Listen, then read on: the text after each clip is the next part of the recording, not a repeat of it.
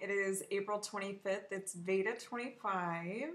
And the lighting in my house is really funky tonight. What are you going to do? Okay. So I'm going to look like a creepy ghost for the next 10 minutes. I have a really good Veda for you guys today. I wanted to talk to people who think that they are stalling, or sometimes I get emails from clients. God bless all of you, because I just get emails where somebody is upset because they didn't lose anything in like a day or two. So for me, kind of the rule of thumb, I don't think it's a legit stall or plateau. People like to throw that word around a lot. I don't think it's a legit stall or plateau until there's been 2 full weeks of no change whatsoever. And that never happened to me when I was 100% on program, when I was doing everything I was supposed to. I never had a week that I was on plan, or 2 weeks in a row, I should say, that I was on plan that the scale did not move. Just saying, that's just my personal experience.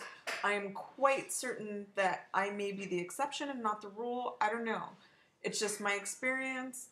A ton of people that I've coached, and that just so happens to be, these are your culprits, possible culprits for a stall. Usually if somebody has been, especially if you've been on program for quite some time, you kind of feel like you know what you're doing, and then you kind of forget that, like, how many ounces your servings are supposed to be, or you've stopped measuring, that kind of stuff. We'll get to it. This is what I do. I tell them, hey, go back to quick start guide basics. And this is what I call my quick start guide basics. That means you are not doing funky stuff. You are not adding in extra low carb processed foods that you found that you think might fit on program. You are not eating a lot of processed products in place of your lean. Turkey bacon, in my opinion, as a full lean is not a good idea. There's some things that nutrition support over the past, year or two. People find replacements for chicken, or, like turkey meatballs and that kind of stuff. But, sometimes the sodium in that, the added fat in that from just eating a straight up chicken breast, or something else like straight up turkey breast instead of something that's overly processed, sometimes that can over time really impact your losses. If a lot of your lean during the week is coming from processed foods, I would kind of be concerned about that.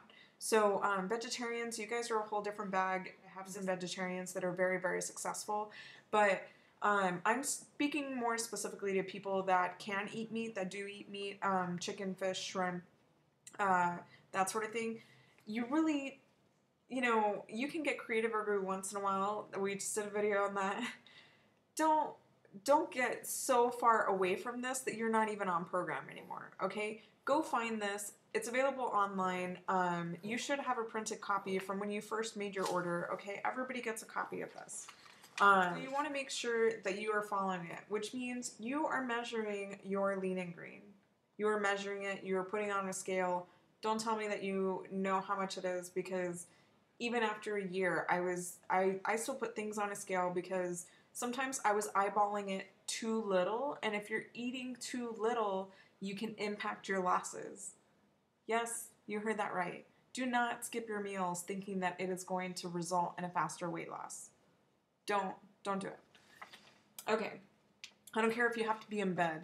Okay, I used to eat some of my meals like 9:30, 10 o'clock. Sometimes I would forget, and then I would get out of bed, eat a bar really quick, eat a brownie really quick, and get back into bed. That whole after 6 o'clock thing, whatever. I lost 100 pounds, so anybody that says that can bite me. Okay. Optional snacks. Are you overdoing it on the optional snacks? Are you adding stuff that actually isn't an optional snack, but you're just kind of thinking, well, maybe one optional snack, not 2, not 3. You really have to be careful about this kind of stuff. These carbs add up, and they will kick you out of the range that you are trying to get in. Okay? Condiments. Are you a condiment creeper? Are you creeping extra condiments that really are higher in carbs than what they should be, you have to watch out for that. Refamiliarize yourself with that. It's like 9 o'clock here. Okay? This is your BFF. Water. Water, water, water, water. Drink your water. Do it every day, all day, every day. What? Okay? Water. You need to be drinking enough water.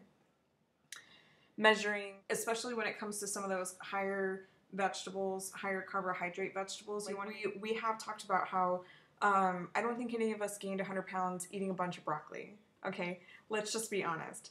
But the issue is this.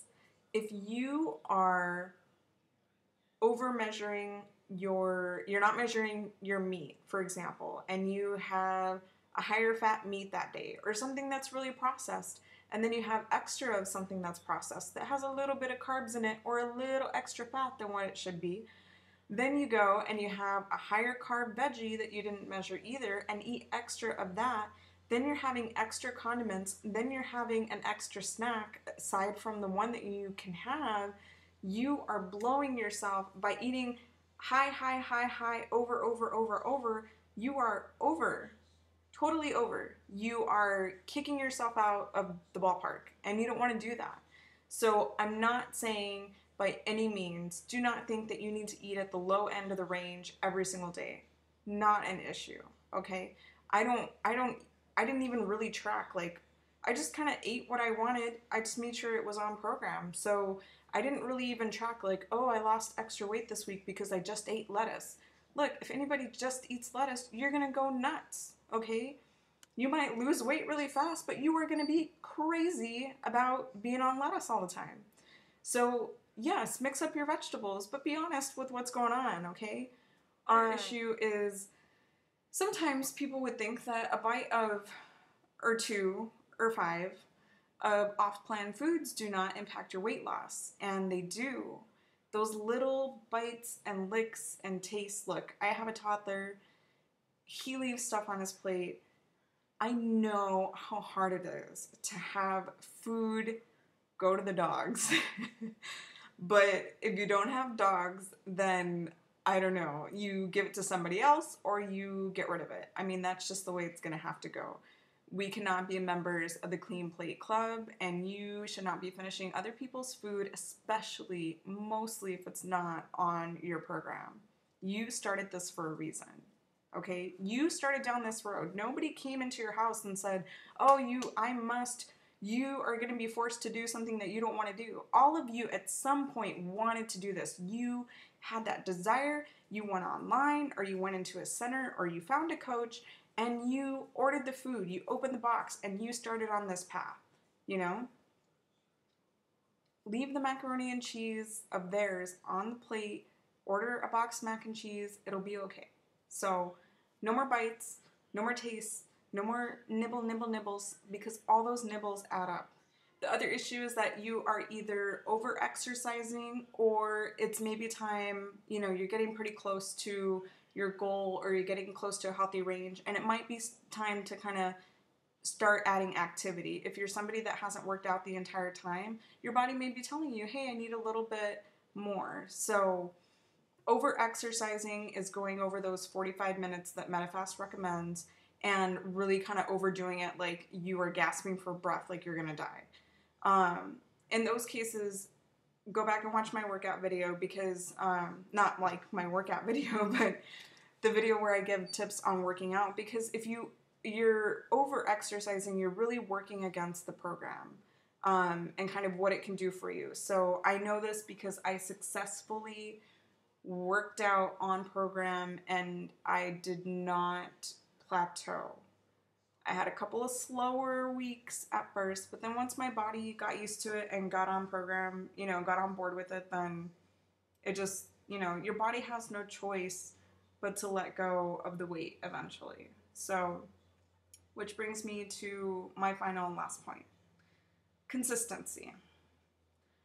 Now, when you're somebody that struggles to stay on plan, let's say you've been struggling for a while, what happens is that you start attributing slower losses or lack of movement to the program when really it's because you're off and on. Like, let's say you're good. I don't really think that anything is inherently good or bad. You know, like food can't have a bad quality unless, I don't know, unless it's like plotting evil deeds or something. Okay, we're not talking about Jekyll and Hyde here. Okay, it's food, and you know, while being beautiful and smelling good and being sometimes delicious, I don't think anything is inherently bad or good. You know, you've tried being good Monday through Friday and then killing it on the weekends by going crazy, and then, oh, I'm just going to get back on Monday and do it over and over and over again. The scale will not move. It's not going to reward you. Your body is like, what is going on, lady? So you just want to make sure that you're being consistent, that you're being honest with yourself, and that you're giving your body time to catch up with your actions. It was a daily wear, you know, and I kind of got used to the daily fluctuations. That's fine. There's a lot of things that go into that. Sodium, did you eat out? Did you have extras? Is it time of the month or shark bait? Do you need to poop? You know, that sort of stuff that impacts the scale on a day-to-day basis. If I didn't lose from one week to the next, then that's different. But if it's from day to day, you just kind of either have to get off the scale and get used to the, you know, or you need to get used to the daily little blips or little fluctuations, and that's fine. So I don't really count, you know, anything unless it's from week to week. So if you're having a little bit of a stall for 2 days, that's not really a stall. While I can empathize with your frustration because I know I've been there, I wouldn't count it all as loss, and I wouldn't use it as an excuse to go off program, which you know is only going to reinforce the idea that this program doesn't work. So just be aware of that way. My body wouldn't lose probably all week, 4 or 5 days in a row, and then all of a sudden I would just have like 2-3 pounds drop out of nowhere. I don't know how to explain it. I didn't do anything special. I didn't, you know, I didn't do anything. I just followed the program. So there's really no magic to this. I don't think there's really any magic to this. This is your magic book, box of tricks, bag of tricks, whatever you want to call it. And I think if you stick to the quick start guide, drink plenty of water, measure and be consistent, watch those condiments, you know, stop any bites, licks, or tastes or anything, and be consistent, especially when it comes to the weekend. Tomorrow's Friday. Then I know that you will get through this stall. So feel free to email me any questions if you have any, and I hope this helps you guys going into the weekend. All right, I'll see you guys tomorrow. Bye.